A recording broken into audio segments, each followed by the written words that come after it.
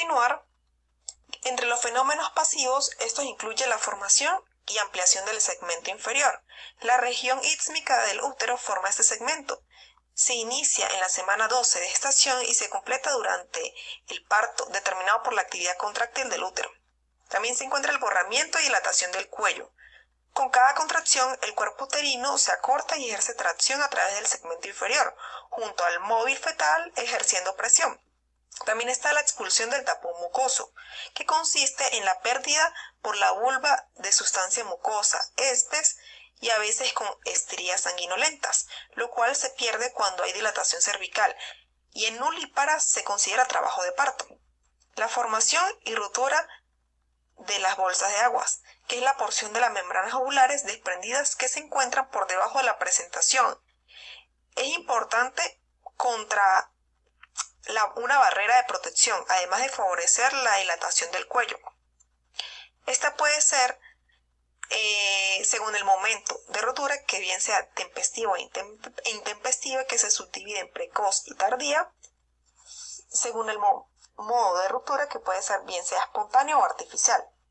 En cuanto a la amplitud del canal de parto, el anillo vaginal que rodea el cuello sufre dilatación progresiva, alcanzando un diámetro de 10 centímetros, permitiendo la penetración profunda de la presentación.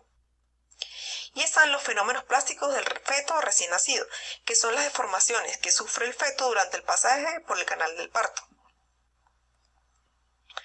Ahora vamos a hablar desde el parto, que se denominan pródromos a la serie de manifestaciones clínicas que anuncian la proximidad del comienzo. Este incluye síntomas subjetivos, como aumento de las contracciones, descenso del útero, síntomas nerviosos y expulsión del tapón mucoso, y también síntomas objetivos, que incluye apreciación de las contracciones, descenso del fondo uterino, fijación de la presentación y maduración del cérvix uterino.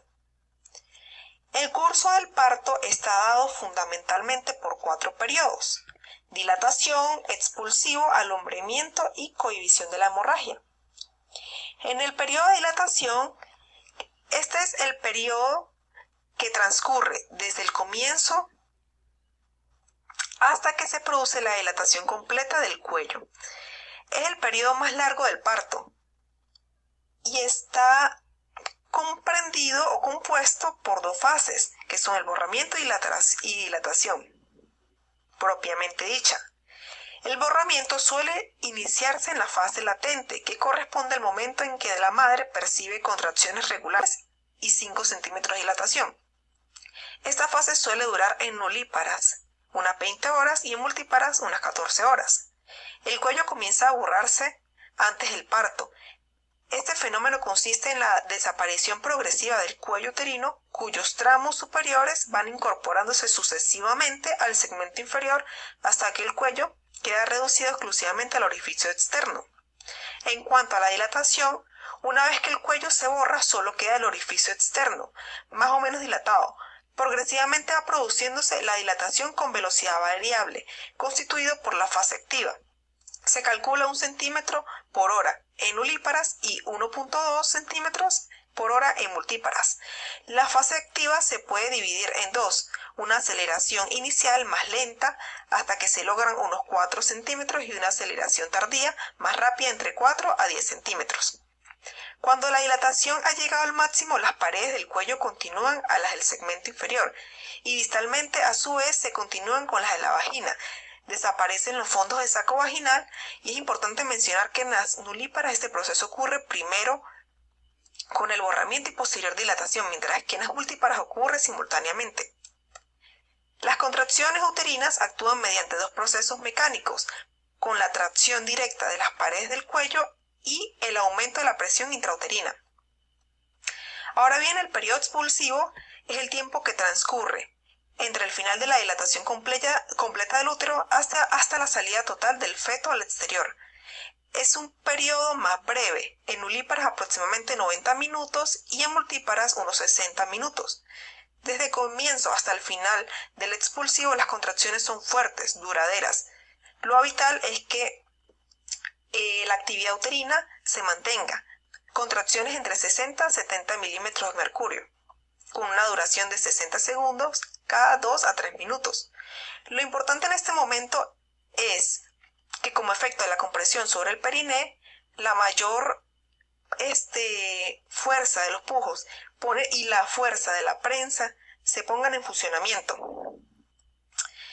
Ocurren los mecanismos del parto, que son aquellos movimientos que bajo la acción de la fuerza dinámica debe efectuar el feto para salir al exterior.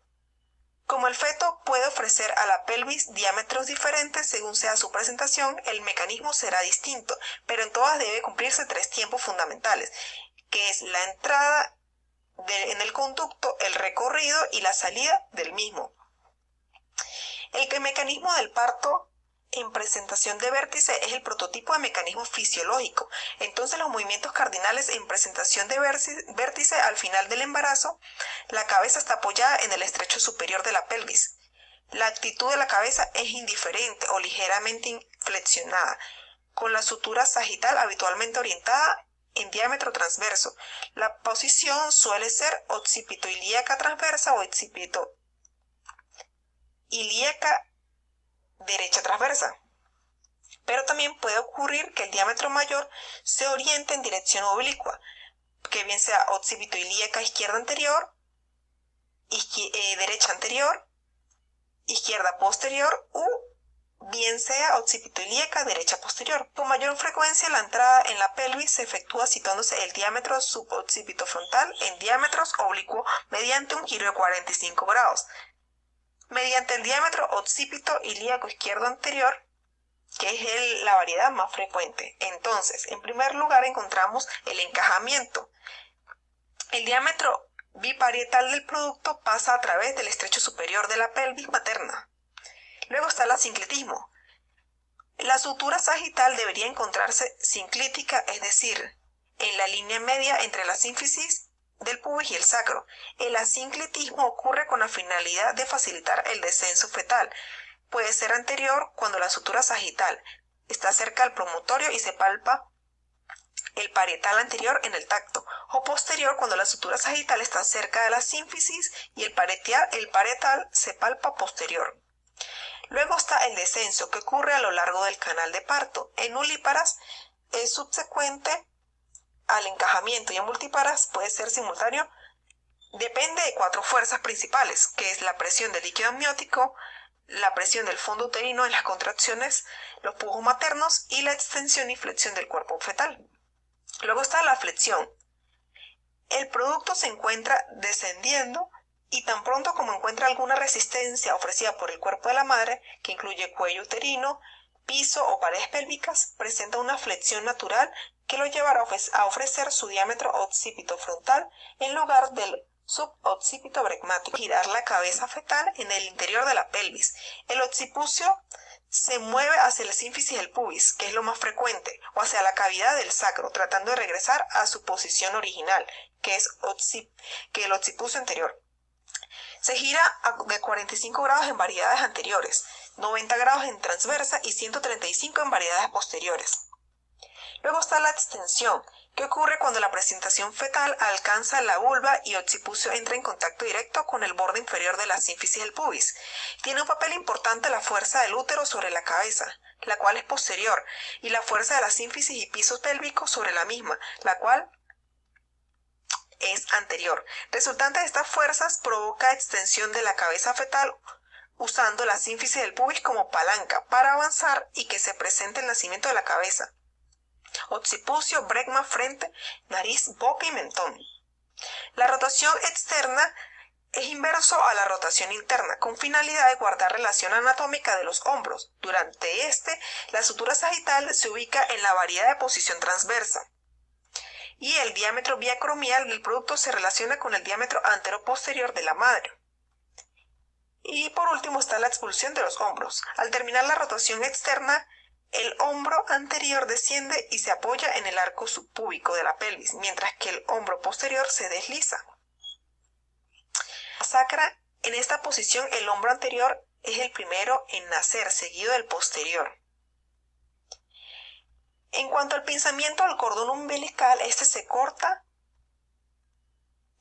el cordón umbilical entre dos pinzas colocadas a 4 a 5 centímetros de distancia del abdomen fetal y después se aplica una pinza alejada 2 a 3 centímetros respecto al abdomen fetal. Puede ser un corte precoz en los primeros 60 segundos tras el parto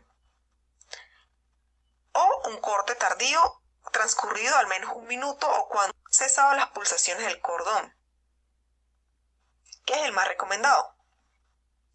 Ahora bien, retomando los tipos de presentación, en el trabajo de parto cefálico vamos a encontrar una presentación cefálico de vértice. La cabeza está en flexión total y los diámetros biparietal va a ser de 0.4 centímetros y el diámetro suboccipito brecma 5. El punto de referencia es la fontanela posterior. Cuanto al cefálico indiferente, esta variedad de tipo es de brecma. El diámetro cefálico es de 9.4 centímetros y el diámetro occipito frontal de 12.5 centímetros. Y su punto de referencia es la fontanela anterior, que es la brecma. En el cefálico de frente, el diámetro cefálico es de 9.4 centímetros. El diámetro mento vertical es de 13 a 13.5, que es la distancia desde el mentón a la glabela. Y el punto de referencia es el puente nasal. Y la cefálica de cara, el diámetro cefálico es de 9.4 y el diámetro submentobregmático es de 9.5 y el punto de referencia el mentón. En las variedades de posición cefálica se incluyen en las variedades anteriores el occipito ilíaco izquierdo anterior y el occipito ilíaco derecho anterior. En las variedades posteriores abarca lo que es el occipito ilíaco izquierda posterior y el occipito ilíaco derecho posterior. En las variedades transversas se habla del occipito ilíaco izquierdo transverso y el derecho transverso. Y en las variedades directas, el occipito púbico y el occipito sacro. En cuanto a los cuidados del parto, se incluye la episiotomía, la cual consiste en una incisión de los músculos del perineo, que incluye el músculo constrictor de la vulva, el cavernoso y el transverso superficial. Se debe realizar cuando la presentación ya ha coronado y se presenta el anillo de fuego. Está indicado cuando es primigesta la madre. Hay evidencia de desgarro vulvovaginal perineal y para abreviar el expulsivo e intensidad de los pujos. Además, entre las indicaciones fetales incluye la macrosomía, una presentación podálica y sufrimiento fetal. La incisión medio lateral derecha se recomienda hasta 45 grados y se inicia a nivel de la horquilla vulvar posterior.